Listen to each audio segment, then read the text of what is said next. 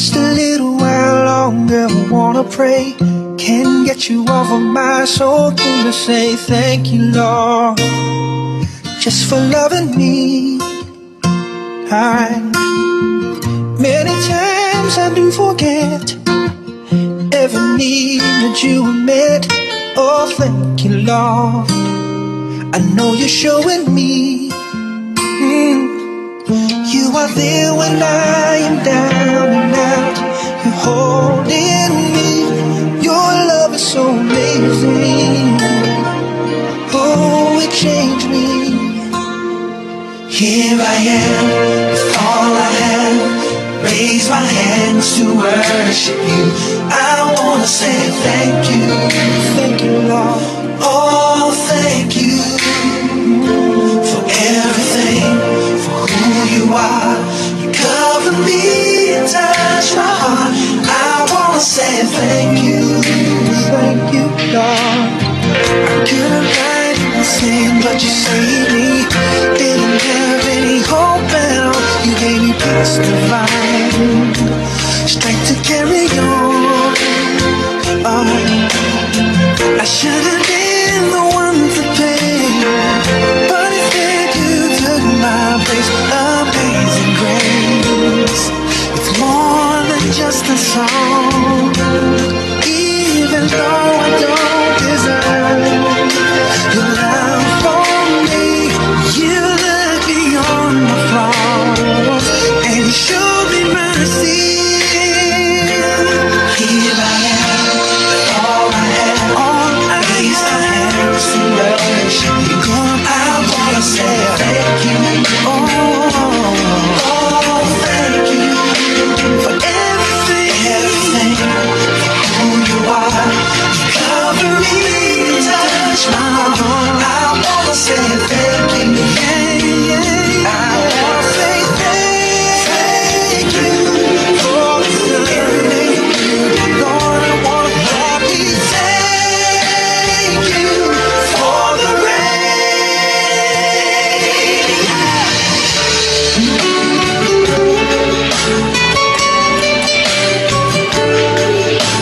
Thank you for the love you give. Here I am, with all I have. Raise my hands to worship you. I wanna say thank you. Oh, thank you for everything, who you are. You cover me, touch my heart. I wanna say thank you. Lord, I thank you for everything you do. Thank you, yeah. I wanna say thank you. Oh, Jesus, oh, thank you, Lord. I wanna say thank you. So grateful. Oh, tell me now.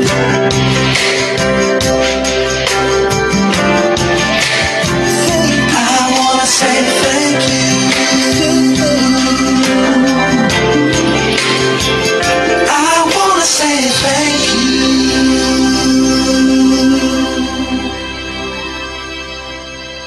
Praise the Lord, praise God, praise God.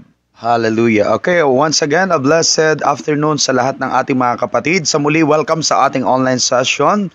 At patuloy po natin ina-appreciate lahat ng ating mga kasama na narito po sa ating pong online na nakikiisa po ng ating programa at patuloy na sumusuporta at patuloy na nakikinig at nag-aantabay ng ating mga gawain na sa gayon po ay patuloy lumago ang pananampalataya. Kaya po ngayon pong hapon ay binabati ko po ng isang maligayang araw ng hapon ng ating mga kapatid sa Panginoon, si Sister Eden. Ayan, magandang hapon sa iyo, Sister Eden, at nandito kasama ka muli namin sa pag-aaral ng salita ng ating Panginoon. And we have also si Renzo Bragais. Okay, so praise God. So maraming salamat sa patuloy niyong pag-antabay at patuloy po namin kayo binabati na isang maligayang araw ng hapon at sama-sama muli po tayo sa ilang minuto po na pag-aaral ng salita ng ating Panginoon. But before yon, tayo muna ay patuloy na makinig ng mga awiting papuri at pasasalamat natin sa ating Panginoon. At kung kayo po ay may kakayahan na ibahagi ito sa ating mga mahal sa buhay, sa ating Facebook wall, pwede po natin i-share po ang ating online ngayon na sa gayon marami pang tao ang maabot ng salita ng ating Panginoon at marami pang makapakinig ng ating usapin ngayon. Maraming salamat at pagpalain po tayo ng ating pakinggan po natin ang mga ilang awitin sa hapong ito.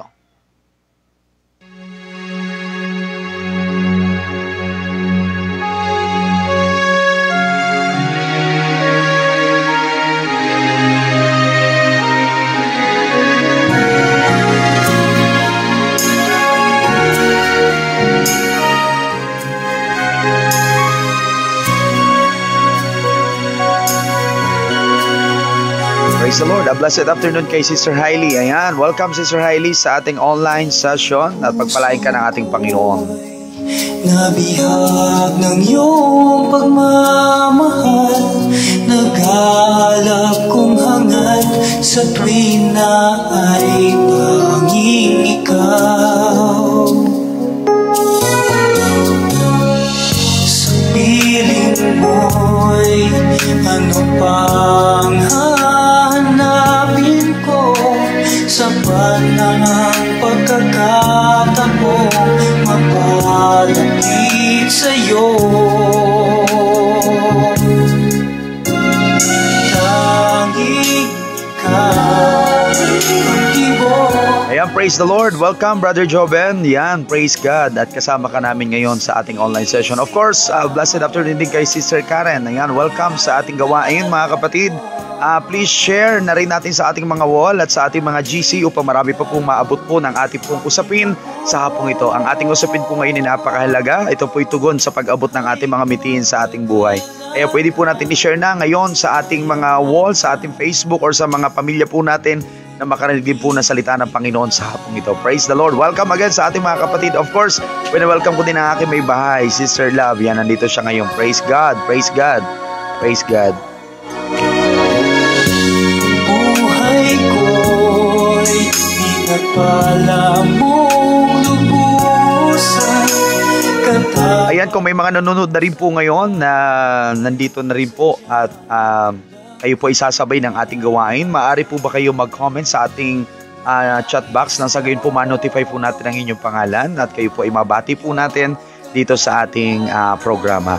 Habang ako'y nananahan sa iyong kabanalan.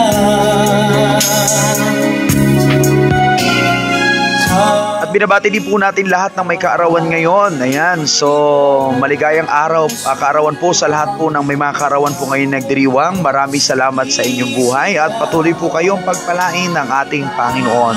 We declare blessing upon blessing. We declare healing, protection galing sa ating Panginoon. At kung sino man po ngayon ay dumaranas ng sakit at karamdaman, dahil po sa ating panahon, kayo po ay pwede pong mag-comment sa ating comment box upang sa gayon ay maipanalangin po namin kayo. O pwede po kayo mag-personal message po sa ating page, The Great Awakening Worldwide Church, Sorsogon, na sa gayon po ay patuloy po namin na ma-address ang inyong mga pangangailangan at ang inyong mga kailangan. Ikaw pa rin ang hinahanap itong damdamin ko.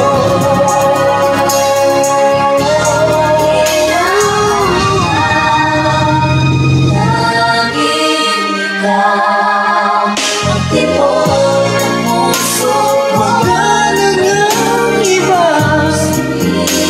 kundi ang ngalan mo, Jesus.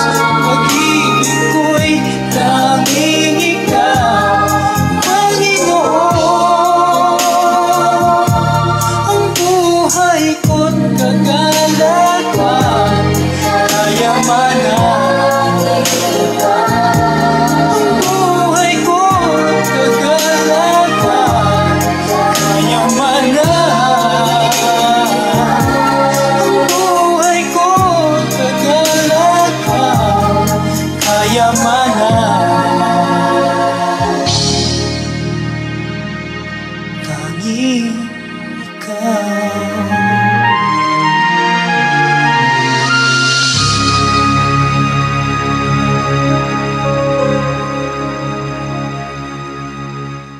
Ayan, so patuloy din po natin ina-appreciate ang ating mga kapatid, okay, sa iba't ibang panig ng Sorsogon, ng ating mga kapatid sa Great Awakening Church. Of course, ang ating mga kapatid from Sorsogon City. Ayan, so binabati po natin ang isang maligayang araw ng hapon sa inyong lahat. At binabati din po natin ang ating mga kapatid, of course, dito sa San Vicente, na kung saan narito ang ating studio. At ang mga kapatid po natin sa Barcelona. At the same time, may mga kapatid din po tayo sa Bulusan, sa San Jose and sa San Rafael. At kapatid po natin sa Irusin, kapatid po natin sa Santa Magdalena, Kasiguran, at sa mga outreaches po natin sa Gubat. Okay, so may isang mapagpalang hapon sa inyong lahat. At the same time, patuloy din natin na-appreciate ang ating mga kapatid na nanonood din po sa ating programa, mga kapatid natin from Camarines Sur, okay, from Manila and from Antique. So yung mga kapatid po natin na patuloy na umaantabay din ng ating gawain. So welcome po sa inyo sa ating online session, at ngayong pong hapon ay isa naman po makabuluhang talakayin ang ating pag-uusapan sa oras na ito. At tugon po ito para mas lalo pa nating mapaunlad ang ating pananampalataya at mas lalo natin makita ang gawa ng ating Panginoon sa ating mga buhay. Kaya sa oras ng mga kapatid, sa muli, kung kayo po ay napagpapala ng ating programa, patuloy po namin kayong inaaniyahan na i-share po natin yung ang ating online session ngayon sa ating mga wall, sa ating mga GC, na sa gayon po marami pa pong taong maabot po ng ating programa sa hapong ito. And of course, we welcome Brother Christopher Barona. Ayan, welcome kapatid, anak. Maraming salamat sa iyo at pagpalain kayo ng ating Panginoon. At binabati din po natin si Sister Vicky Pulo from Bulusan, our General Treasurer. Ayan, welcome po sa inyo, and may ninang. Ayan, pagpalay po kayo ng ating Panginoon. Praise the Lord. At tayo po ay muli magsasama-sama at mag-aaral ang salita ng Diyos sa ilang minuto na ating pag-uusapan po ang salita ng ating Panginoon. At panalangin po natin maging kasangkapan at maging tugon po ito sa pag-unlad ng inyong pananampalataya. Kaya po ginagawa po natin ito para maabot po natin ang mga tao na makakilala din sa ating Panginoon. At wala po tayong ibang intensyon kundi mapapurihan at maparangalan ng ating Panginoon. Kung kaya, kinakailangan po natin ibahagi din yung ating pag-uusapan natin sa hapong ito. Okay, so again, welcome sa ating online session, Luzon, Visayas, and Mindanao, at sa lahat ng The Great Awakening family, at sa mga iba't iba pa ng denomination po ng mga Kristiyano. Isang mapagpalang araw ng hapon sa inyo. Now is araw ng Huwebes, and now let's continue our time para sa ating pananalangin. At kung kayo po ay may mga kahilingan, may mga nais po kayong ipaabot po na mga katanungan o prayer request, malaya po kayong mag-comment dito sa ating comment box, or malaya po kayong mag-message sa ating pong GC o sa ating page po para ma-accommodate po namin ang inyong mga katanungan. So ngayon po ay dadako na po tayo sa ating programa. Marapatin niyo po na tayo po sumandaling manalangin para po sa paghingi ng gabay at patnubay sa Panginoon. Kung marapatin niyo po na tayo po ay makiisa at makiniig sa Panginoon sa pamagitan ng isang taimtim na pananalangin sa hapong ito. Dakilang Diyos na makapangyarihan sa lahat, Diyos na nakaluklok sa trono ng kaluwalhatian, na may taglay na kapangyarihan na hindi maaago sa iyo kailanman. Ikaw ang Diyos na hindi nagbabago, ang Diyos na tapat, na tumawag at humiram sa iyong mga lingkod simula pa man noon hanggang sa kasalukuyan. Ikaw ang Diyos na napapaligiran ng mga banal na angheles, at ikay nagliliwanag, at ang kaliwanagang ito ay hindi magagapi ng kadiliman kailanman. Patuloy po kami sumasamba at nagpupuri sa iyo. Patuloy naming itinataas ang iyong dakilang pangalan at niluwalhati ka namin. Patuloy namin, Panginoon, sinasambit ng aming mga labi, kalakip ng aming mga puso, kung gaano ka po kadakila sa aming mga buhay. Kapag ang iyong tinig ay nahayag, Panginoon, at ang iyong presensya, O Diyos, ay namalagi, kami po'y nanginginig, O Diyos, sapagkat ang iyong kabanalan ay hindi namin kaya, Panginoon. Salamat po, Diyos, sapagkat ikaw ang Diyos na hindi nagbabago noon ngayon na magpakailanman. Lumalapit po kami sa iyong banal na harapan.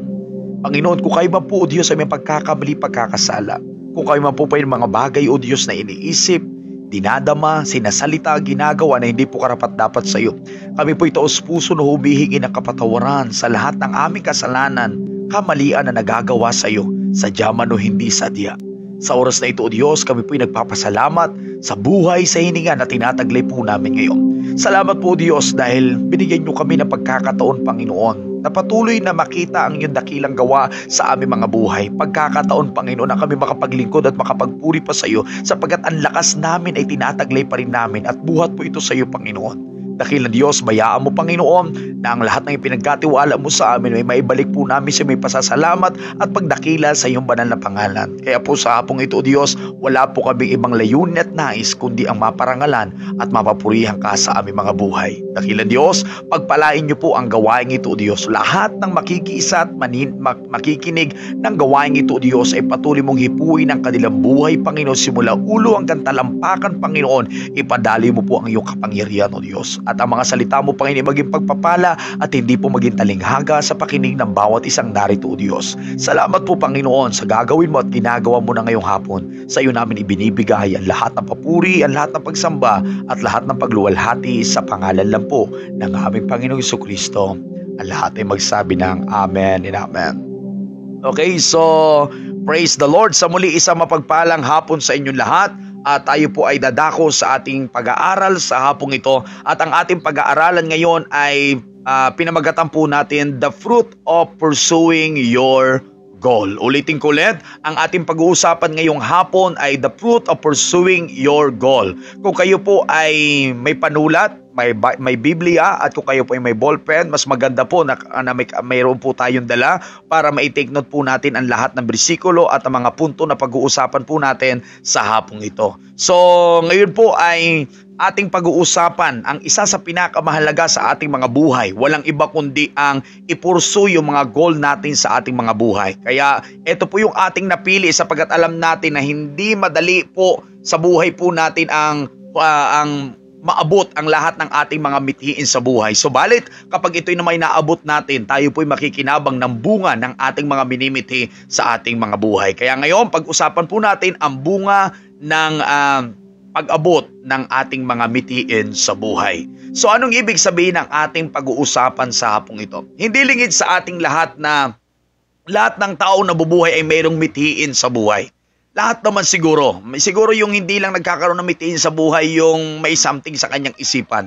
Pero lahat ng tao na nabubuhay, okay, na normal na pamumuhay ay mayroong mithiin, mayroong pangarap, mayroong kagustuhan na mangyari sa kanyang buhay. Subalit, ang pag-abot ng ating mga mithiin sa buhay ay hindi madali. Bagamat lahat po tayo ay may mga mithiin sa buhay, hindi ito madali. Mas malaking mithiin, mas malaki din po ang proseso o mas malaki din po yung kakaharapin natin bago natin maabot yung ating mithiin sa buhay. At ang ating pag-uusapan po ngayon ay tugon po ito hindi lang para makita yung pamumunga ng ating mga minimithi o yung maabot natin yung bunga ng ating minimithi, kundi kung mayroon pa man tayong minimithi sa ating mga buhay ay marating po natin ito. Sabi ko nga po, ulitin ko ulit, hindi po madali ang maabot ang mithiin sa buhay. Subalit, sa pamagitan ng salita ng Diyos, hayaan po ninyong turuan tayo ng Biblia kung paano natin maabot ang mga minimithi natin sa buhay at ito'y magbunga sa ating pagkatao. So, sabi dito sa ating pag-aaral, okay, ang mithiin sa ating buhay ay patuloy ito na ating ipinapamuhay araw-araw. Sapagkat ang mithiin ang nagdadala sa atin ng direksyon kung ano yung nais natin maabot sa ating kinabukasan. Kapag ang isang tao ay walang minimithi sa buhay, walang direksyon ang kanyang pamumuhay. Sapagkat ang kanyang minimithi ang magtuturo sa kanya kung ano yung araw-araw na kanyang ipinapamuhay. At ang taong may mithiin sa buhay, na kahit anong mangyari sa kanya, hindi siya susuko at hindi siya bibigay alang-alang sa kanyang ninanais na marating sa kanyang buhay. Ito yung nagiging makina niya para mas lalo niya pang maabot ang kanyang minimithi at ang kanyang mga ninanais. Kaya naman mga kapatid, isa ito sa pinakamahalagang usapin sapagkat hindi lahat nag-survive. Hindi rin lahat nagtagumpay. Ang iba ay sumuko, ang iba ay bumitaw, ang iba ay naligaw. Kaya ngayon, pag-usapan natin ito at hayaan natin turuan tayo ng salita ng ating Panginoon. Ano ba ang gusto ng Diyos sa ating lahat? Kung tayo nagmimithi na maging mabunga sa pamagitan ng pag-abot ng ating mga pangarap, ang Diyos din po ay nagmimithi din sa atin. Ang Diyos din po, ang plano niya at layunin niya sa atin na tayo po ay mamunga. Amen? At hindi lang tayo mamunga, kundi manatili ang ating mga bunga. At ito po ay makikita po natin sa aklat ng Juan 15:16. Tingnan po natin ang salita ng Panginoon. Kung kayo po may Biblia ngayon na hawak, makipagbukas po kayo sa akin sa aklat ng Juan 15:16. Ang sabi ng Biblia, hindi kayo ang pumili sa akin, ako ang pumili sa inyo. Hinirang ko kayo upang kayo'y humayo at magbunga at manatili ang inyong bunga. Sa gayon, ang anumang hingin ninyo sa Ama sa aking pangalan ay ibibigay sa inyo. So, ang sabi ng ating pag-uusap, mismo ang Diyos, okay, mismo ang Panginoon natin, okay, ang nagturo at nagsabi na tayo'y pinili ng Panginoon, tayo'y hinirang ng Panginoon para tayo ay mamunga. So, ibig sabihin mga kapatid ko sa Diyos, tayong mga mananampalataya ay nakadistain na sa atin ang pagiging mabunga. Okay? Dahil ito ang layunin ng ating Panginoon. Nasa atin ng linyada ng buhay natin na tayo ay magiging mabunga sa ating pang-araw-araw na buhay. Nga lang, kung bakit may mga mananampalataya na hindi nagiging fruitful kasi may mga pagkakataon na ang kanilang buhay ay hindi nakaayon doon sa nagkaloob, okay, ng plano at layunin kung bakit siya tinawag at hinirang ng ating Panginoon. Kung babasahin natin yung konteksto ng ating pinag-uusapan ngayon sa aklat ng John chapter 15, ang pinag-uusapan po dito ay itinulad ng Panginoon ang ugnayan natin sa Kanya sa isang ubasan. Sabi ng Panginoon, ako ang puno ng ubas at kayo ang mga sanga. Ang nananatili sa Panginoon ay siyang magbubunga. Subalit ang hindi naman mananatili sa Panginoon ay puputulin, itatapon, at kung ito'y matuyo, ito'y susunugin. So ibig sabihin, isang punto sa buhay ng isang tao para maging fruitful sa kanyang buhay ay kinakailangan naka-align, nakalinya ang kanyang buhay sa Diyos. Nakakonekta ang kanyang buhay sa Diyos sapagkat sinabi ng Panginoon, wala kayong magagawa kung kayo'y hiwalay sa akin. So napakahalaga na para maabot po natin at maging productive yung ating goal sa buhay, mahalaga na tayo nakaugnay sa Diyos. At hindi lang tayo nakaugnay sa Diyos, napakahalaga na yung ating minimithi din naman po kapatid ay ayon din po sa kalooban ng Diyos. Uulitin ko ulit, mahalaga na ang ating minimithi ay ayon din po sa kalooban ng Diyos. Sapagat ang Panginoon ang nagsabi, ang sabi ng Panginoon, alam ko at batid ko ang lahat ng plano sa iyo. So ibig sabihin nito ng Biblia sa aklat ng Jeremias chapter 29 verse 11, tapos na yung plano ng Panginoon sa ating mga buhay. Ang kinakailangan na lang natin, umayon doon sa plano ng Diyos. Ang kinakailangan na lang natin, lumakad sa kalooban at sa ninanais ng Diyos sa ating mga buhay. Tanong ko lang kapatid, yung minimithi mo kaya ngayon o yung ginugol mo kaya sa buhay mo ngayon, ay ayon ba yan sa kalooban ng Diyos? Kung batid mo ito'y ayon sa kalooban ng Diyos, huwag kang matakot sa prosesong pinagdadaanan mo ngayon. Uulitin ko ulit, kung batid mo na ang iyong ginagawa, ang ginugol mo at minimithi mo ay ayon sa kalooban ng Diyos, huwag kang matakot sa prosesong pinagdadaanan mo ngayon. Amen po ba? Sapagkat alam naman natin kapag ang Diyos ang nagbigay, ang Diyos din ang gagawa sa ating mga buhay. Kapag ito'y niloob ng Panginoon, hindi ito pwede na masira at mawasak. Sapagkat iingatan ng Diyos anuman ang mga bagay na itinakda sa atin ng ating Panginoon. Lagi po natin yan iisipin. Ngayon, kung hindi natin alam kung ito ba'y kalooban ng Diyos na ating minimithi, ang sinabi ng aklat ng Roma, chapter 12, verse 2, huwag na kayong makiayon sa takbo ng mundong ito. Mag-iba na kayo ng inyong kaisipan nang sa gayon mabatid nyo ang kalooban ng Diyos. Uulitin ko ulit kapatid, kung hindi ka tiyak dyan sa ginugol mo, sa minimithi mo, kung yan ba'y ayon sa kalooban ng Diyos, isa lang ang sinasabi ng Biblia sa aklat ng Roma chapter 12, verse 2, na wag na tayong umayon sa takbo ng mundong ito. Bakit mga kapatid? Because sometimes yung mga goal natin sa buhay kung bakit hindi natin na-achieve, kasi minsan ang pamantayan natin ay kung ano ang pamantayan ng mundo. Ulitin ko ulit, kadalasan ng ating pamantayan ay kung ano ang pamantayan ng mundo. Kaya't hindi natin naaabot o hindi natin nararating o dumating man tayo sa punto na tayo nasa kalagitnaan ng ating minimithi at biglang nawawala sa atin kasi nga hindi ayon sa kalooban ng Diyos kundi nakabatay tayo doon sa sistema ng mundong ito.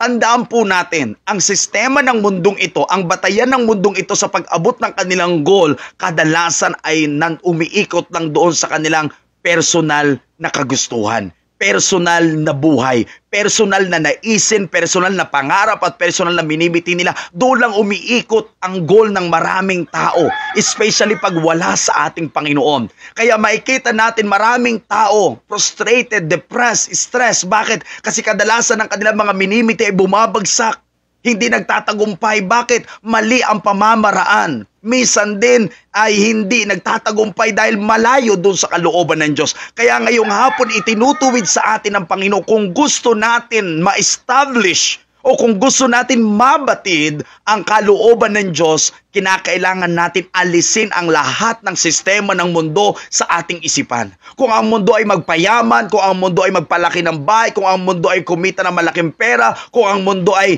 magpaganda, sumikat, kung ano-ano pang pangarap nila sa kanilang buhay, magkaroon ng maraming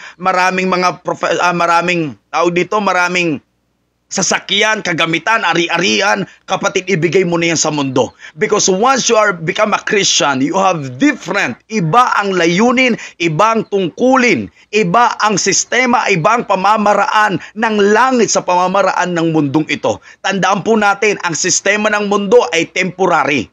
Ang mithiin ng mundo ay temporary. Ang goal ng mundo ay temporary. Ang goal natin mga Kristiyano ay eternal. Pangmatagalan at pangwalang hanggan ang goal natin sa ating mga buhay. Kaya ito yung isang bagay na nais natin marinig at nais nating maipaabot sa lahat ng tao nang sa gayon ang tao hindi lang makinabang dito sa lupa, kundi makinabang din sila hanggang sa pangalawang buhay. Are you with me mga kapatid? So ngayon, ito yung gusto ng Diyos sa atin. One thing na gusto ng Panginoon is to transform our mind. Amen? Para yung goal natin ay tama sa dinanais ng ating Panginoon. Yung ating minimiti ay according doon sa word ni Lord. Para hindi tayo nahihirapan, hindi tayo nalalayo sa kalooban ng Diyos. Kasi tandaan po natin out of God's will. Okay? Pag malayo doon sa kalooban ng Diyos, ikaw ang tatrabaho. Ikaw ang gagawa. Ikaw ang susuporta. Bakit? Sarili mong kagustuhan ang iyong ginagawa. Pero pag kalooban ng Diyos ang ating ginagawa, dumaan man yan sa iba't ibang proseso, dumaan man yan sa iba't ibang kaguluhan, pero tandaan po natin dahil kalooban niya ng Diyos, may supply ang Diyos na kalakasan, may supply ang Diyos na karunungan, may supply ang Diyos na kasiglahan, kasiyahan sa puso natin, higit pa na may supply ang Diyos na kapayapaan sa ating mga puso. Bakit? Dahil kalooban niya ito. Are you with me? Dahil nais ito ng Diyos sa ating mga buhay. Kaya kapag kalooban ng Diyos ang inuna natin, hindi ko sinasabi na walang pagdadaanan ng mga problema at suliranin. Ang ibig kong sabihin, ang Diyos ay kasama natin sa lahat ng ating minimiti sa ating buhay. Kaya kung mapapansin nyo mga kapatid, yung mga dati natin mga pangarap sa buhay kung bakit hindi nagtagumpay kasi malayo sa kalooban ng Diyos. Ngayon itinutuwid natin, amen, ina-align natin yung ating mga minimiti ayon sa kalooban ng Diyos. Sapagkat ang Biblia din nagsabi, delight yourself unto the Lord and He will give you the desire of your heart. Amen po ba? Kapag ang ating puso ay pinanatag natin sa Diyos, pag ang puso natin ibinigay natin sa Diyos, ano man daw ang minimiti ng ating mga buhay, ibibigay yun sa atin ng ating Panginoon.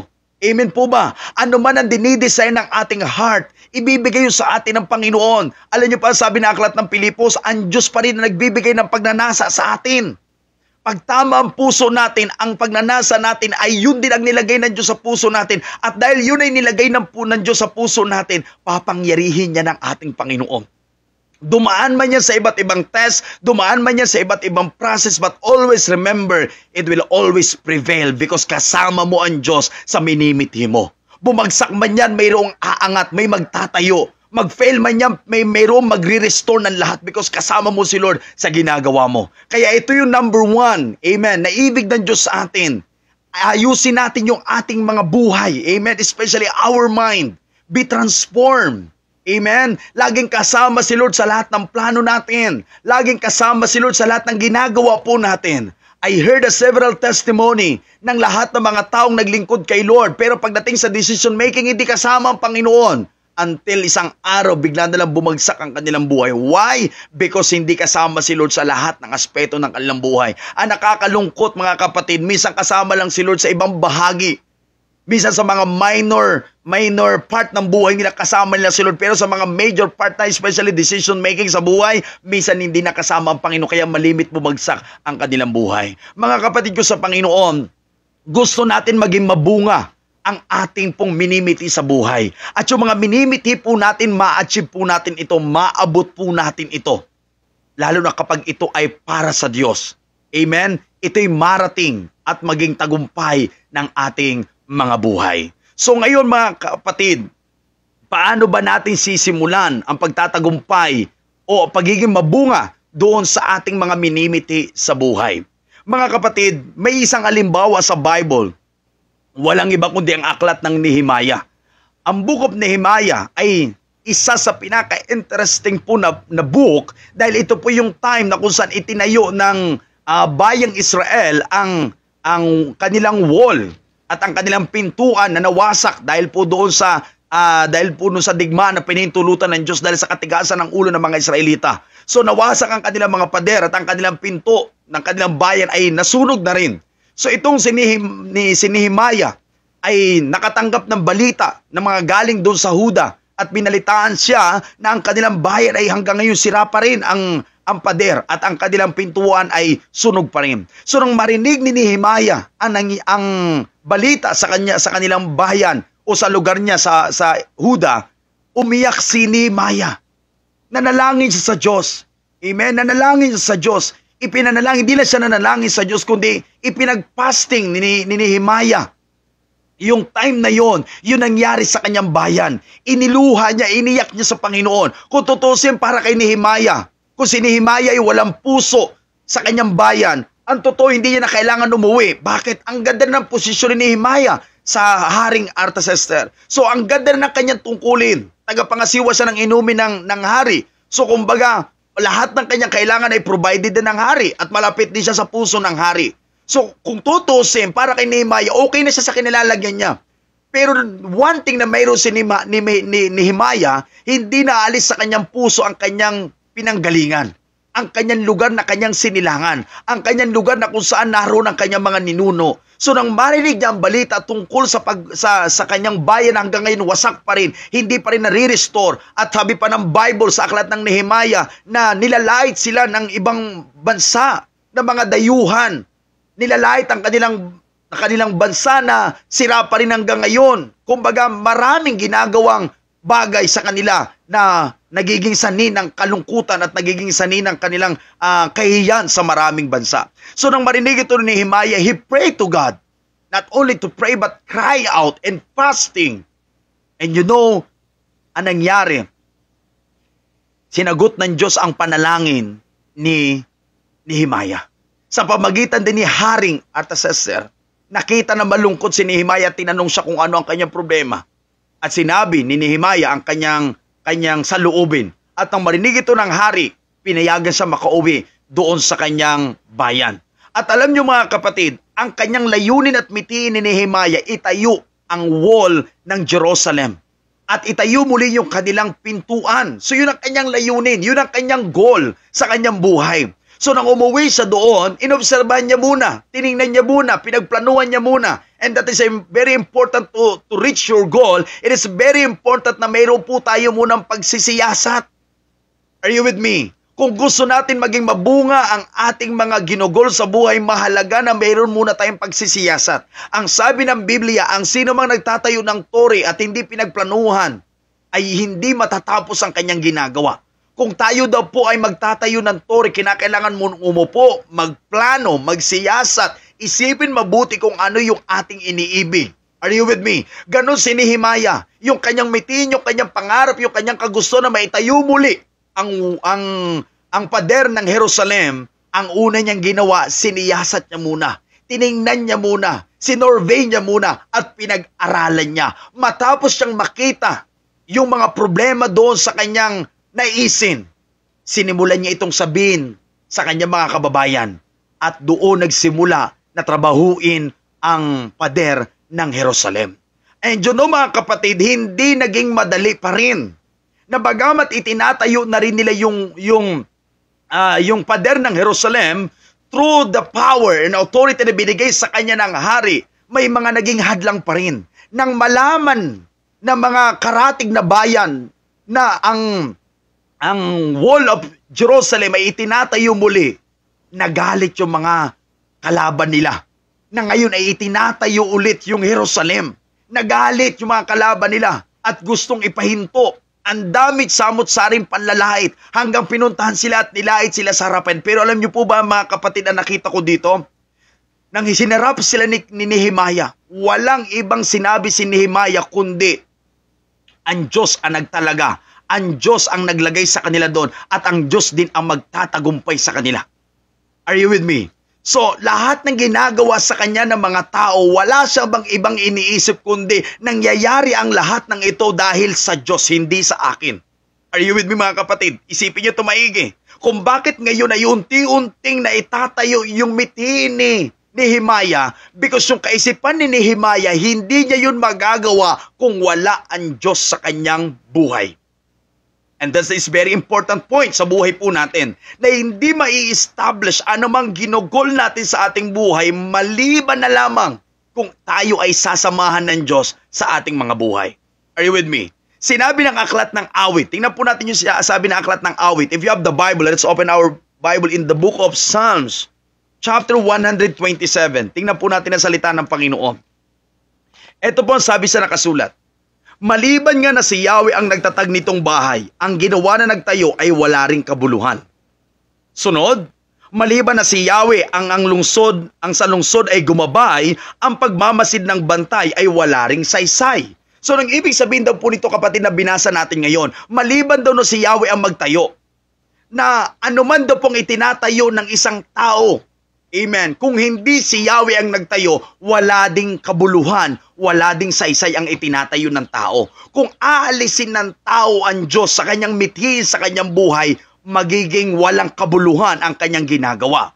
Magtagumpay man siya, o masenso man siya, o munlad man siya, maabot man niya ang kanyang pangarap, pero isang araw dahil hindi kasama ang Diyos, magigiba ang kanyang ginawa. Alam niyo ba yung kantang Kastilyong Buhangin? Ang Kastilyong Buhangin ay isang larawan ng buhay ng tao na sa kabila ng napakagandang itinayo mo sa buhay mo, pero tandaan mo, isang araw ay magigiba yan. Bakit? Dahil walang pundasyon ang itinatayo sa buhanging Kastilyang Buhangin. So, nang ibig ko sabihin mga kapatid, hanggat hindi kasama ang Diyos sa plano, sa layunin, sa mithiin, sa goal na ninanais mo, walang pundasyon ang plano, walang pundasyon ang iyong minimiti, walang pundasyon ang iyong pinapangarap. Kahit maabot mo yan, ma-accomplish mo yan, isang araw magigiba ang iyong minithi. Isang araw magigiba ang lahat ng natanggap mo dahil walang pundasyong matibay. Are you with me mga kapatid? So isang bagay na gusto ng Panginoon ay pinapakita din dito sa aklat ng Nehemiah na walang ibang isipan si Nehemiah kundi kung bakit na itatayo yung kanilang lungsod ay dahil sa Diyos na tumawag sa kanila. Dahil sa Diyos na humirang sa kanila. Dahil sa Diyos na bumuo sa kanila. At sa Diyos na nagbigay sa kanilang lakas para maitayo muli yung pader ng Jerusalem. Hindi yun sa sarili niyang kaalaman, hindi yun sa sarili niyang kagustuhan, ang Diyos ang gumawa. At ito ang gustong-gusto ng Diyos sa ating mga buhay. Na one thing sa minimithi po nating kapatid, alalahanin po natin lagi na hindi ko magagawa ito hanggat wala ang Diyos sa aking buhay. Are you with me? Bakit? Kasi may problemang darating. Tuwing tayo may minimithi sa buhay, hindi smooth ang lahat. May mga problemang kakaharapin, may mga suliraning kakaharapin, may mga struggle na kakaharapin tayo along the journey ng ginagawa natin o pag-abot natin ng ating mga mithiin. May mga laging humahadlang, katulad ni Nehemiah. Ang daming humahadlang, ang daming gustong ipahinto yung kanilang lugar, yung kanilang ginagawa, gustong ipahinto na. Isa pang event dito sa Bible, halos nagplano yung kanilang kalaban ng mabalitaan nila na malapit ng matayo yung wall of Jerusalem, nag-isip na sila na salakayin. At yun ang nangyari. Are you with me? Yun ang nangyari. Nagtipon-tipon sila para salakayin yung Israel, pero nabatid at nalaman nila may nagsusumbong kay Nehemiah yung plano ng kanilang kalaban at nagbantay sila. Alam niyo ang pinakamaganda ditong strategy ni Nehemiah? Habang nagtatrabaho sila, yung kaisang kamay nila ay may dala para sa kanilang itinatrabaho o itinatayo. Yung isang kamay naman nila ay mayroong tabak, mayroong espada. So, ang ibig sabihin ito mga kapatid, rebuilding your wall is not only just to work, but rebuilding the goal of your life, kinakailangan hindi ka lang nagtatrabaho, kundi nakabantay ka din, nakaabang ka din sa mga possibility na pwedeng mangyari sa iyong buhay. Because sabi ko nga po, may mga magda-down, may mga hindi naniniwala sa iyong ninanais, may mga circumstances, may mga problema na pwedeng ma-encounter mo sa iyong minimiti sa buhay. But one thing na gusto natin ilagay sa ating isip is you have God in your life. You have God in your life na kaya kang ingatan, na kaya kang i-establish sa lahat ng dumarating sa buhay mo. So, anong ibig sabihin na nagtatrabaho at the same time may sword sa kanilang mga kamay?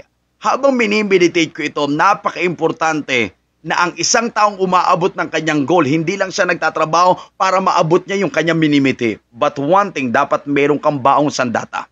Ano yung baon mong sandata? In the book of Ephesians chapter 6 says, the word of God is a sword. Amen?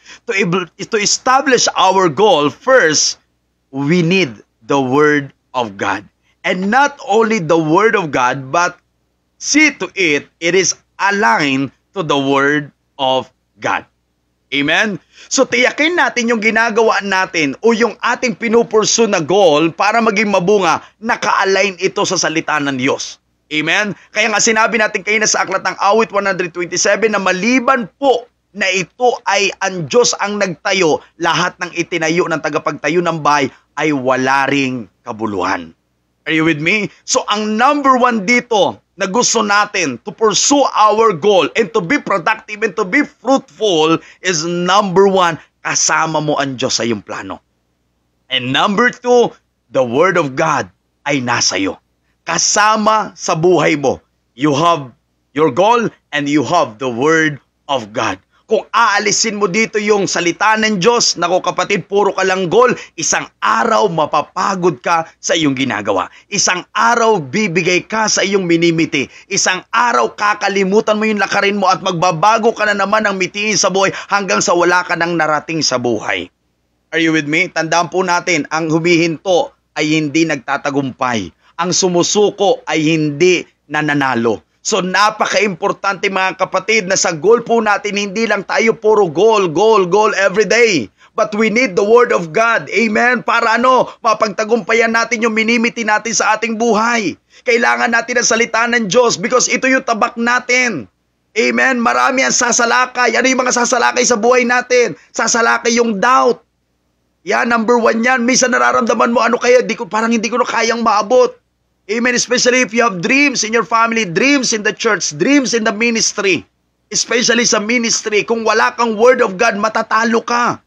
Nakikita mo na parang wala namang naniniwala sa'yo. Nakikita mo na parang wala namang sumusunod sa'yo. Kung wala kang salita ng Diyos, hindi mo maaabot ang goal mo. Hindi mo mararating yung pangarap mo. If you are dreaming to become a worker, if you are dreaming to become a pastor, evangelist, or whatever ministry na gusto mong marating sa buhay mo, kung wala kang word of God at inatake ka ng doubt sa isip mo, inatake ka ng discouragement sa buhay mo, wala kang word of God, matatalo ka kapatid. Tandaan mo yan. So you have goal, you have the Word of God. That is very important. Balance. Kung gusto mong maging fruitful, balansin mo. May goal ka, mayroon kang Word of God. Kasama palagi ang Word of God para palaso ng kaaway sa buhay mo. Mapagtatagumpay mo. Bakit? Dahil hindi ka lang nagtatrabaho, sundalo ka pa. Amen? Sundalo ka pa ng Panginoon. May sandata ka, may panangga ka, may panlaban ka. Because Satan is a liar. Always remember that the greatest weapon of Satan is lies.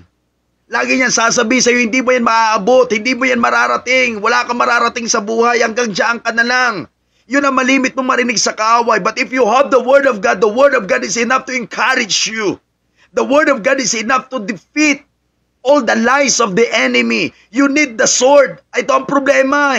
Ito ang problema, ang laki ng goal, iniwan ang Word of God, tinanggal ang Word of God, inalis ang Word of God. Kaya nangyari, nanghina, napagod, nabagot, umalis, lumayo. Bakit? Dahil walang salita ng Diyos na nagpapalakas sa kanya. Church, that is the important of the Word of God sa buhay ng tao. Ganong katindi at ganong kabisa na salita ng Diyos sa buhay ng tao. If you have dream in your ministry, if you have dream in your life, then isama mo ang salita ng Diyos sa buhay mo.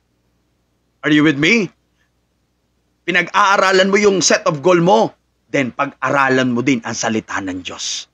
Dahil ano sabi ng Biblia? Sabi ng Biblia sa aklat ng Proverbs chapter 3 verse 5. Ito po ang sabi ng Bible, basahin po natin. Proverbs chapter 3 verse 5 says, okay, kay Yahweh ka magtiwala, buong puso at lubusan, at huwag kang mananangan sa sariling karunungan. Are you with me? Ano sabi ng salita ng Panginoon? Sabi ng salita ng Panginoon, kay Yahweh tayo magtiwala. Anong klaseng pagtitiwala? Sabi, pagtitiwala ng buong puso at lubusan. Amen? Buong puso at lubusan. Na yung buong puso natin, na deceiver minsan. Yun ang sabi ng Bible sa aklat ng Jeremiah chapter 17. Our heart is deceitful. Minsan yung puso natin, konti lang discouragement, pagod na, ayaw na, suko na ako. Ang sakit naman ng ginawa, sakit naman ng sinabi nila, sakit naman, ayoko na talaga. Deceiver ang heart natin. So kaya sinabi dito, yung puso mo, itiwala mo sa Diyos. Huwag mong itiwala sa sitwasyon o huwag mong itiwala sa sarili mo, kapatid. Are you with me? Huwag sa sarili mo, ilagay ang puso mo. Kasi tayo, changeable tayo. Mas malimit tayong ma-discourage. Tayo ay advance sa negative kaysa sa positive. Kilala natin ang ating sarili, konting failure lang, tapos na, konting failure lang, wala na, ayaw na, suko na. Kung ang puso mo ay para lang sa iyo, sa pangarap mo, sa sitwasyon, kapatid, talo ka, kapatid. Ang gusto ng Diyos, sinabi niya sa kanyang kasulatan, kay Yahweh ka magtiwala. Anong klaseng pagtitiwala? Isuko mo ang puso mo sa Diyos. Nang lubusan, kapatid, yun ang sabi ng Bible, nang lubusan, isuko mo sa Diyos ang puso mo. Wag lang puro nguso tayo na, Lord, sa iyo na itong pangarap ko, binibigay ko na to. Hindi. Wag lang puro nguso. Yung puso ibigay mo sa Diyos. Kasi isang araw pag hindi nakasuko ang puso mo, dadayain ka sa ginugol mo sa buhay mo. Baka isang araw magdesisyon ka na lang, iiwan ko na, ayoko na, pagod na ako. Are you with me? Kaya ang gusto ng Diyos ibigay mo. I-surrender mo itong puso mong ito. Lubusan. Buong puso. At ano sabi ito? At lubusan. At sabi ito, huwag kang mananangan sa sariling karunungan. Hallelujah. Are you with me? Huwag daw mananangan sa sariling karunungan. Balikan natin si Nehemiah. Si Nehemiah, hindi siya umasa sa sarili niyang karunungan, kundi ang lahat ng kanyang ginagawa, iniaasa niya sa Diyos. Alam niyo mga kapatid, isa pa sa nakita ko sa karakter ni Nehemiah, hindi siya nagsusumbong sa hari. Hindi siya nagsusumbong kung kanina ba mga tao, hindi siya nagsusumbong. Alam mo, napansin ko kay Nehemiah, tuwing siya ay kinakalaban, tuwing siya ay kung ano-ano sinasabi sa kanyang paninira o kung ano-ano sinasabi sa kanyang discouragement, alam niyo, nakita ko kay Nehemiah, ang sumbungan niya lang ang Diyos. Hallelujah. Amen. Ang sumbungan lang ni Nehemiah ang Diyos. Kung tutusin, pwede siya magpakampi sa hari. Malakas ang kanyang kapit sa hari. Mahal siya ng hari, close siya sa hari, pwede naman siya magsumbong. Pero anong ginagawa ni Nehemiah? Hindi siya nagsusumbong sa hari. Sa Diyos siya nagsusumbong. Bakit? Sinabi ng aklat ng Jeremias 17, sumpain ang taong nagtitiwala sa lakas ng kanyang kapwa-tao. Biruin mo yung sinabi ng Bible. Nasumpain daw yung tao nagtitiwala sa lakas ng kanyang kapwa-tao. May isang ganun ang tao. Kapag may mga pinagdadaanan sa buhay, kadalasan ang pinupuntahan ng tao yung kanyang kapwa na may kahinaan din. Kaya tumatanggap minsan ng mga advices, tumatanggap minsan ng mga basurang information na imbis makapatatag, imbis na makapalakas ng kanyang damdamin, ikinabagsak pa ng kanyang goal sa buhay. ikinawala pa ng kanyang minimiti sa buhay. Mga kapatid, ganun si Nehemiah. Ang ginagawa ni Nehemiah ay sa Diyos siya nagsusumbong. Sa Diyos siya tumatawag. Sinasabi niya lahat kay Lord. At yun ang gusto ng Panginoon sa atin because the Bible says vengeance is not yours. Vengeance is in God. Ang pag-iigante ay nasa Panginoon. Kung lagi at lagi ikaw ang gagawa sa mga failure na nangyari sa buhay mo, ikaw mag-aayos na ko kapatid, pag-aarihan ka ng galit. Lalo na kapag yung goal mo hindi na-meet. Dahil may mga tao na naging dahilan kung bakit bumagsak yung mga minimiti mo. Maninisi ka ng iba kapatid. Maninisi tayo ng iba. So one thing na kailangan mo, sa Diyos ka lagi umasa. Amen? At ano sabi ng Bible? At sabi ng Biblia, sa verse 6, sa lahat ng iyong gawain, siya nga'y alalahanin upang ikay patnubayan sa iyong mga tatahakin. Are you with me? Ano sabi dito? Upang tayo ay patnubayan. Saan daw po tayo papatnubayan ng Diyos? Sa ating mga tatahakin sa buhay. Are you with me? So, hopefully ngayong hapon nagiging malinaw sa iyo itong minimit mo o ini-aim mo o ginugol mo sa buhay mo. At wala tayong ibang layunin kundi maging productive, maging fruitful ang inyong goal sa buhay. Kaya pinamagatan po natin the fruit of pursuing your goal. Amen? Yung word na pursue, matindi ito, paghahabol. Amen? Pag-abot. Amen? Ang kanta lang ng mundo ang hindi talaga naabot eh. Diba? Sabi doon sa kanta, yung pangarap ko hindi maabot dahil sa bawal na gamot. Bakit hindi naabot yung pangarap? Dahil sa bawal na gamot. Bakit bawal na gamot? Kasi nang mag-fail sa tao kumonsulta. Tinuruan ngayon ng tao na ibalik sa ibang bagay yung kanyang ginagawa. Kaya walang naabot. Tandaan po natin kapatid, kung hindi tayo porsigido at hindi natin minimiti at hindi tayo nakafix ang mata natin sa ating mga goal sa buhay. Naku kapatid, mismo ang Biblia nagsabi na sino man nag-aararo ng panaylingon ay hindi makakarating sa kanyang paruroonan. Are you with me mga kapatid? So it must be important to us when we have goal, you need to pursue. And not only pursue in your own strength, but pursue it with the strength of the Lord. And the Bible says in the book of Philippians chapter 4 verse 13. Ano po sabi doon? I can do all things through Christ who strengthen me. Sabi ni Apostol Pablo sa aklat ng Pilipos. Amen? I can do all things through Christ. Bakit? Grabe ang pagtitiwala niya sa Diyos. Grabe ang pagtitiwala niya sa ating Panginoong Hesus na lahat ng kanyang ginagawa. At to be honest, isinulat niya yung book of Philippians. Siya ay nasa kulungan. Pero look at that word. It says, I can do all things. Amen? Na kahit nasa kulungan, amen? Kahit nasa problema, kahit nasa kabiguan, kahit nasa failure kapatid, pero you can do it because God will provide His strength for you. Amen? Sabi niya sa aklat ng Korinto, when you are weak, are you with me? His grace is sufficient for us. Hallelujah. Kaya ano man ang minimiti mo, gusto mo marating, huwag mong titingnan yung sitwasyon mo. Huwag mong iisipin, ano ba to araw-araw lang parang ito nakikita ko. Huwag ka doon tumingin ka doon sa ginugol mo lagi.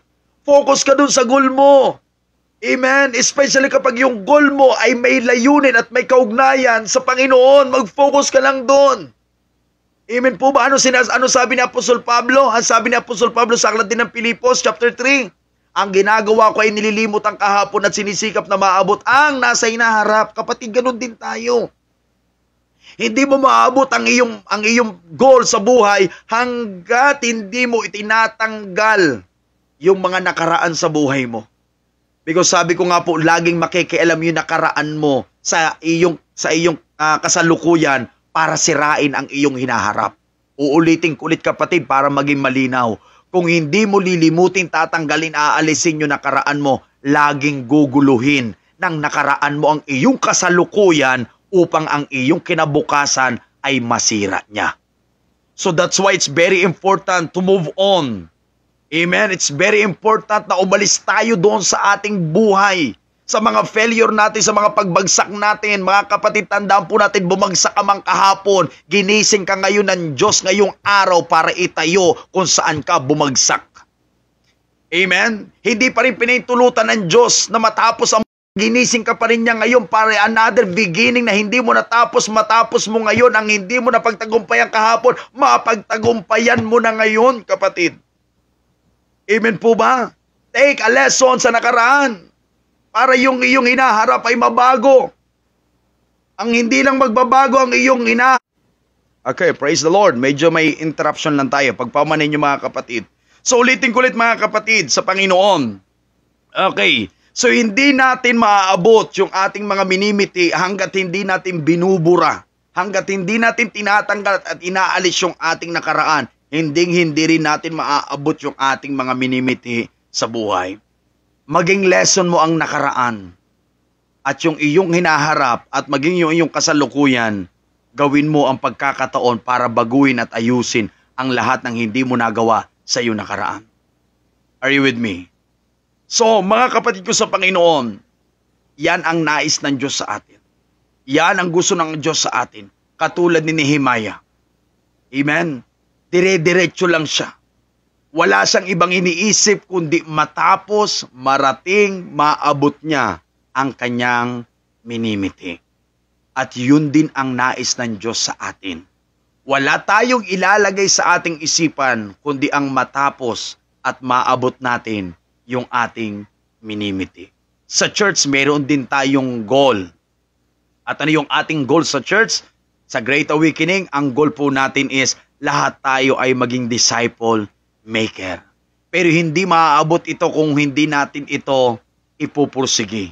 Hanggat hindi natin ito gagawin, hanggat hindi natin dadaanan ang proseso, ang procedure para tayo ay maging tunay na mga disciple maker. Tandaan po natin, lahat ng ating nais ay may mga prosesong pinagdadaanan sapagkat mas masarap ang anumang niluluto kapag dumaan sa tamang proseso.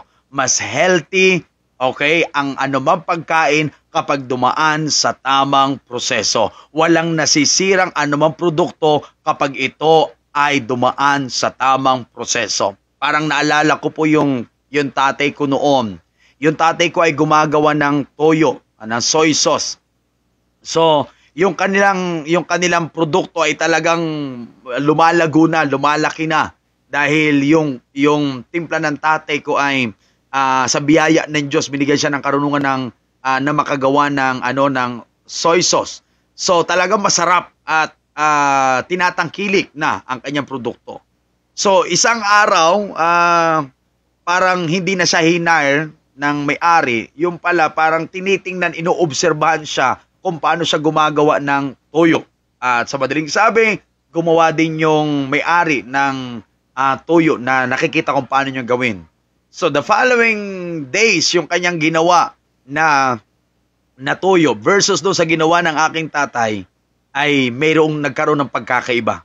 Yung ginawa ng may-ari na toyo na dahil nakita niya lang kung paano gumagawa yung tatay ko, mga sa loob lang ng ilang araw, biglang nagkaroon ng bula sa loob ng butilya.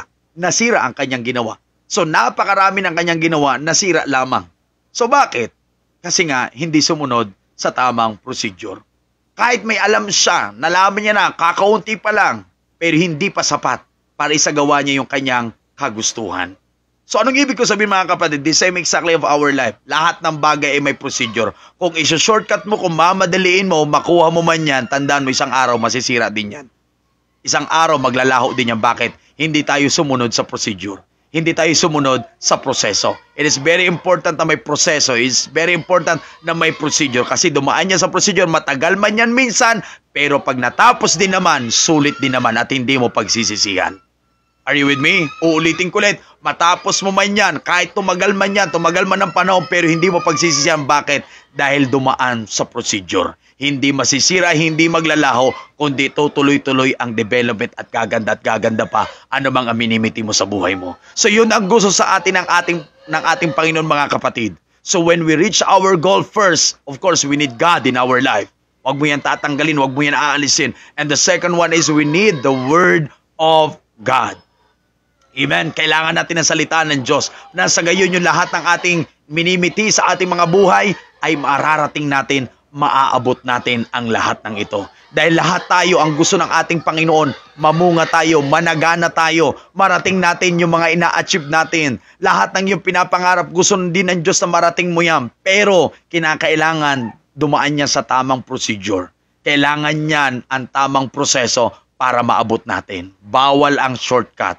Pakisabi sa sarili mo, kapatid, sabi natin sa sarili natin, self, bawal ang shortcut. Dadaan tayo sa proseso. Dadaan tayo palagi doon sa inilaan ng Diyos. Amen? Tingnan natin yung saging, abukado, mangga, na talagang nahinog sa puno, ang sarap kainin. Pero kung pilit lang na pagkahinog, nako, matabang ang prutas. So ganun din po sa buhay natin. Kapag yung mga goal natin ay dumaan sa proseso at na-achieve natin, nako, siguradong mag-i-enjoy ka sa iyong narating sa buhay. But always remember, without God, hindi rin natin maaabot ang ating mga pangarap. Ano man ang marating natin, kapag hindi kasama ang Diyos, walang pundasyon ang ating minimiti sa buhay. So to be productive, let's connect. Amen? Mag-connect tayo sa ating Panginoon. Again, the Bible says in the book of John chapter 15, apart from Jesus, we can do nothing. Apart from Him, we can do nothing. So kailangan natin ang Panginoon sa ating mga buhay. I encourage you right now, if you struggle in your goal, if you struggle sa minimiti mo sa buhay, sa pinapangarap mo sa buhay, kung nag-i-struggle ka ngayong kapatid, ang kailangan mo is kumonekta ka sa Panginoon. Or, i-check mo ang iyong goal. Ito ba ay ayon sa kalooban ng Diyos? Ito ba talaga ay gusto ng Diyos? Amen? Paano nga mabatid ang kalooban ng Diyos, kung kalooban niya ng Diyos o hindi? Sabi doon sa Roma chapter 12 verse 2, mag-iba na tayo ng kaisipan at huwag tayo umayon sa pamantayan, sa sistema ng mundong ito. Kapag ang iyong ginugol ay may kaugnayan pa rin ang mundo, or may kaugnayan ang iyong sarili, gusto mong sumikat, gusto mong umasenso sa sarili mong lakas, na hindi kasama si Lord sa plano mo, tandaan mo kapatid, hindi magtatagumpayan. Magtagumpay man yan, pero isang araw masisira at mawawasak din yan. Tingnan po natin yung mga tao, maraming example sa ating kapaligiran na nagtagumpay sa buhay, pero pakatapos ng kanilang buhay, nawala lahat ng kanilang pinaghirapan. Bakit? Hindi kasama ang Panginoon sa kanilang mga pangarap. Are you with me? Kaya sabi ng Panginoon sa aklat ng Matthew chapter 7, ang matalinong tao ay nagtatayo ng kanyang bahay na ang pundasyon ay bato. Umulan, bumaha at bumagyo. At pagkatapos ng mga bagay na yon, nakatayo pa rin ang bahay na yon. Bakit? Kasi ang pundasyon niya ay matibay. Walang iba kundi bato. Ganon din po yun sa atin. Kapag ang ating buhay ay naka-anchor sa Panginoon, ang pundasyon natin ay si Lord, ano man ang mangyari, ano man bagyong humagupit sa'yo, ano man bagyo ang dumating sa'yo, tatayo at tatayo ka pa rin. Bakit? Dahil ang Diyos ang kasama mo sa buhay mo. At ang Diyos na nangako ay nagsabi that I will never leave you nor forsake you. At ang Diyos na nangako sa iyo ay nagsabi sa aklat ng Roma chapter 8, kung ang kanyang bugtong na anak ay kaya niyang ibigay, higit pa kaya ang iyong pangangailangan. Roma chapter 8 verse 32. Kapatid, tandaan mo yung mga salita na yan, mga kapatid. Alam ko may mga binimiti ka, alam ko may mga goal ka, pero nakikita ko din, kapatid, na pinapasukan ka ng mga doubt. Nagdududa ka, may mga question ka, eto pa ba? Tama pa ba to? Eto, marating ko ba? Marami kang doubt sa puso mo, pero tandaan mo, kailangan mo ng tabak ng salita ng Diyos. Amen? Kailangan mo ng salita ng Diyos. Kapag ikaw ay may salita ng Diyos, hindi ka papasukan ng mga doubt sa puso. Bakit? Kasi kilala mo ang Diyos na tumawag sa iyo. Parang si Nehemiah.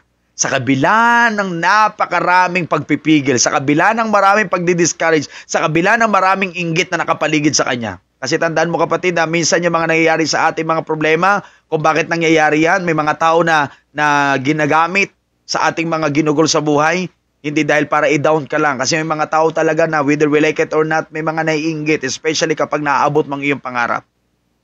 Especially kapag nararating mong kagustuhan mo. Especially kapag ikay nandoon na sa mabuting bagay. Tandaan po natin, lagi may naiinggit. Yung mga taong naiinggit kapag hindi ka nilang kayang sabayan, una sasabayan ka nila. Pag hindi ka nila kayang sabayan, sigurado, sisiraan ka nila. Yan yung mga taong may inggit sa puso. Ay importante, bilang isang may Diyos na kinikilala sa buhay, alisin mo yung anumang sistema ng mundo sa puso mo. Always put your trust in the Lord. Katulad ni Nehemiah. Kung may susumbungan ka man palagi, Diyos na ang sumbungan mo. Kung mayroon ka man lalapitan palagi, Diyos na ang lapitan mo. Tandaan mo, sabi na aklat ng Proverbs chapter 16. Ano sabi ng Biblia sa aklat ng Proverbs chapter 16? Okay? Ang sabi doon, ang lahat ng ating mitiin sa Diyos natin ibigay. Amen? At ano sabi doon? Siya ang magtutumpak sa lahat ng ating mga naisin. Ipagkatiwala natin kay Yahweh ang lahat ng ating mitiin. Itutumpak ito ng Diyos. Amen? Ibibigay ito ng Diyos. Ipagkakalob ito ng Diyos. So lagi natin yan tatandaan. To be fruitful in our goal, we need God and we need the Word of God. Are you with me mga kapatid? And hopefully ngayong hapon, bagamat maigsi man ang ating usapin, pero nawa nagdulot ito sa inyo ng kalakasang loob na ipagpatuloy ano man ang minimiti nyo sa inyong buhay. Tandaan nyo kapatid, hindi ka iiwan ng Panginoon. Hindi ka pabayaan ng Panginoon. Ang Diyos na nangako sa iyo ay buhay. Ang Diyos na kinikilala mo ay buhay. Ang Diyos na tumawag sa iyo ay dakila at makapangyarihan. He is the controller of everything. Ano man ang goal natin sa buhay natin kapatid, gaano man yang kalaki, sa Diyos maliit lang yan. At walang bagay na imposible sa Panginoon. Ano sabi niya sa kanyang kasulatan? Ang imposible sa tao ay posible sa Diyos. Tandaan mo, lahat ng bagay ay kaya ng Diyos. So ngayong hapon gustong itiwala mo yung minimiti mo sa buhay. Meron ka bang minimiti na parang ngayon lumalabo na? Hindi mo na alam, hindi mo maintindihan kung maaabot mo pa ba? Kapatid, ngayong hapon, itiwala mo. Ano yung minimiti mo? Ito ba ay para sa kinabukasan mo? Ito ba ay para sa paglilingkod mo? Ito ba ay para sa sambahayan at sa pamilya mo? Kapatid, ibigay mo yan sa Panginoon. Itiwala mo yan sa Panginoon. At ngayong araw, yung minimiti mo, pag nakasuko na sa Diyos, mabuhay ka lang para sa Diyos. At isang araw makikita mo na lang yung minimiti mo, natapos na pala. May ginawa ng Panginoon. Bakit? Kasi yung ginagawa mo ay para sa Kanya lamang. Sabi ng Biblia sa aklat ng Kulusas, gawin niyo lahat ng bagay na hindi sa tao, kundi sa Diyos niyo ito ginagawa. Yung goal mo kapatid, ano man ang ginagawa mo dyan, sa Diyos mo gawin yan. Huwag mo gawin sa tao. Huwag mong gawin para kanino. Kung may hugutan ka man ng lakas at inspirasyon para sa iyong goal sa buhay, huwag tao. Diyos ang maging inspirasyon mo. Diyos ang maging lakas mo. Diyos ang maging motivation mo sa buhay mo. Sigurado ako, hindi magtatagal ay mangyayari ang iyong ninais sa buhay. Are you with me? In my own testimony in my life, being a pastor is not easy. Ang maging pastor ay hindi madali. Pero kung nakatingin din ako sa lakas ko, nakatingin din ako sa lakas ng tao, sigurado, hindi ako magtatagal sa usaping ito. Sa gawaing ito. Pero glory to God, dahil isang bagay lang natutunan ko. Sa minimiti natin para sa gawain ng ating Panginoon, natutunan kong isuko lahat sa Diyos ang lahat ng aking minimiti. At ano man mga bagay na nagawa ko at hindi ko nagawa, alam kong ang Diyos ang kumikilos sa lahat ng pagkakataon. Kapatid, tandaan mo, do your best and let God do the rest. Tandaan mo yan palagi. Amen? So kung hindi na kaya, hindi na talaga maabot, ibigay mo na sa Panginoon. Isang araw, gagawin niya ng ating Panginoon.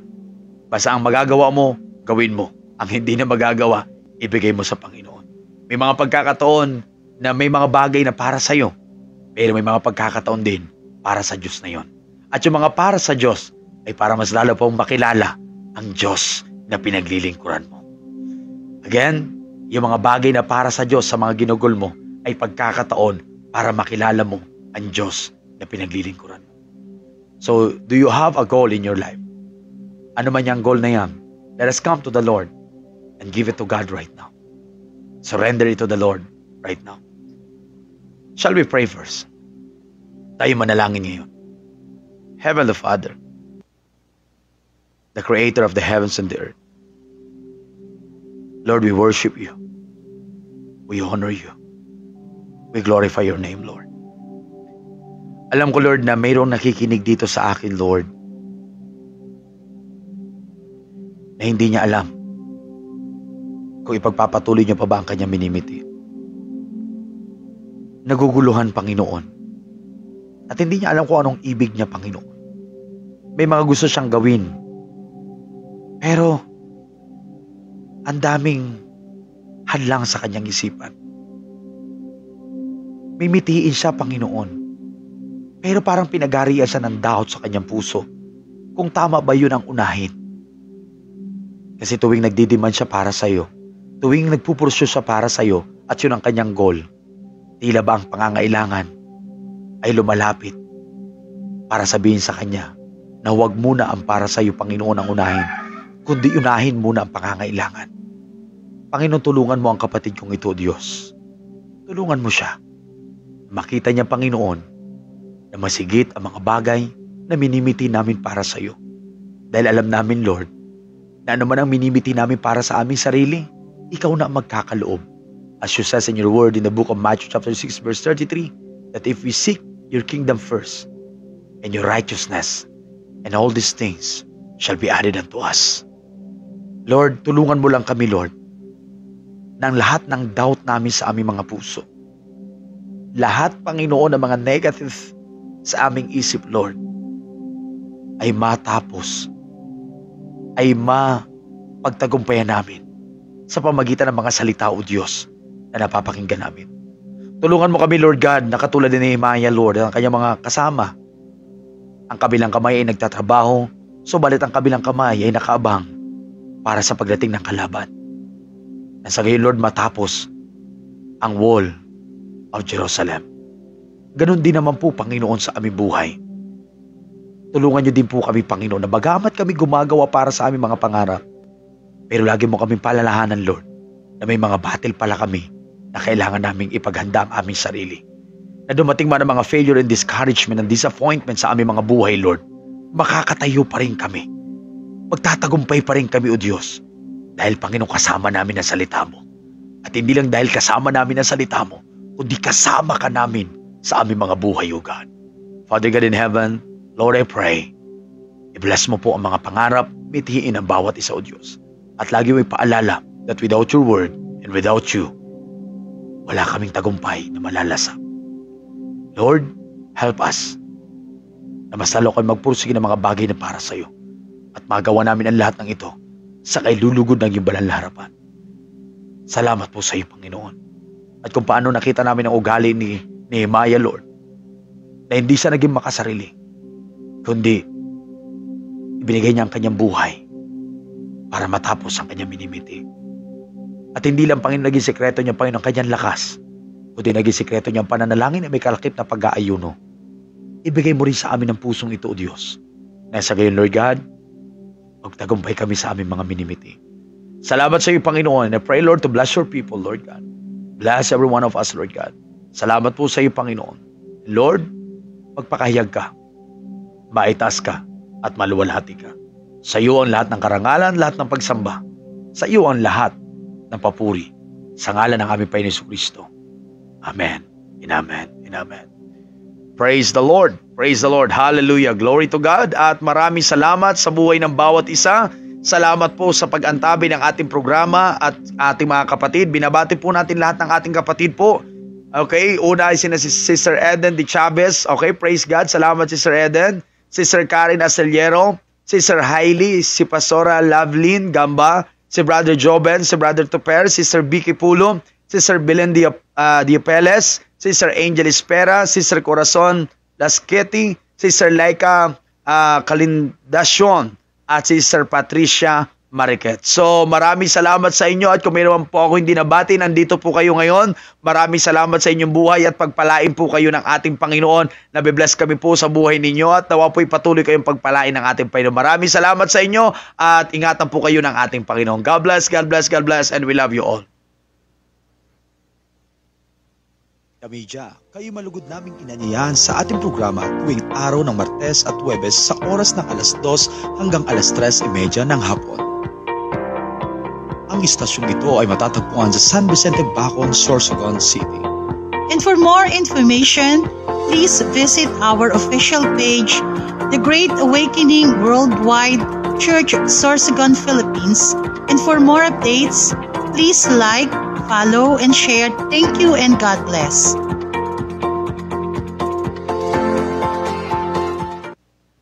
Tuloy ko Patuloy ko din po ina-appreciate ang ating media pala nakasama ko ngayon, si Sir Jonah. Okay, maraming salamat sa kanyang buhay at nandito si...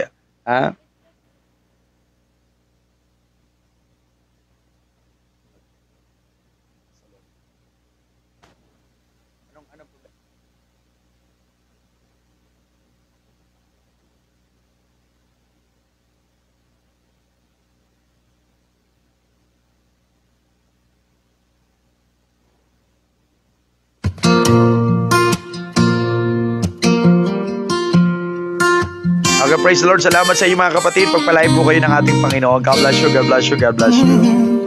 Just a little while longer, I wanna pray.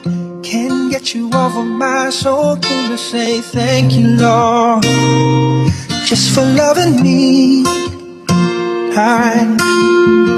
Many times I do forget every need that you met. Oh, thank you, Lord.